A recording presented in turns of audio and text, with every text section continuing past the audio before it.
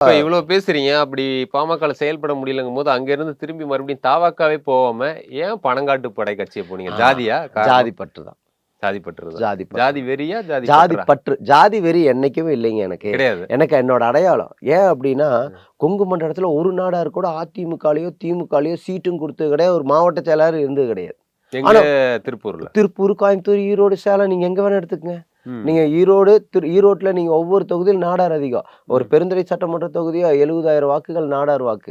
ம். ஓபி சட்டமன்ற தொகுதியா நாடாரோட தொகுதி அது. ம். குறைந்தபட்சம் 1,50,000 வாக்குலாம் இருக்கும். நாடார் ஏரியா அது. ம். அப்புறம் அதே மாரி மொடக்குறிச்சி தொகுதி. ம். இப்படி நெறைய தொகுதிகள் நாடார் தொகுதி. ஆனா அங்க எங்களுக்கு அரசியல் அங்கீகாரமே இருக்காது. பிரதிநிதித்துவம் கிடைக்கல. சாமானியனாவே வாழ்ந்துட்டு போவான். அங்க ம். இருக்கிறவங்க. ம். இன்னைக்கும் எங்களுக்கு அரசியல் அங்கீகாரம் அங்க கிடைக்கல. ம். கொங்கு குணாளர் நாடாருடைய தீரன் சின்னமலையுடன் சேர்ந்து போரிட்ட கொங்கு குணாளர் நாடாருடைய வரலாறு மீட்கப்படல. ம். மணிமண்டபம் அமைக்கப்படல.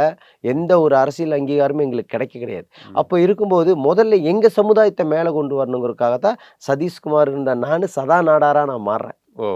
அப்புறம் தான் அந்த நம்மள நாம அது அடையாளப்படுத்திப்போம். பேருக்கு பின்னாடி அப்படி திடீர்னு நாடார்ன்னு போட்டுக்கும்போது, அது கொஞ்சம் பிற்போக்கா தெரியலையா? இல்ல. என்னன்னா, என் முன்னோர்கள் அப்படித்தானே வாழ்ந்தாங்க. எனக்கு அதத்தானே சொல்லிக் குடுத்தாங்க.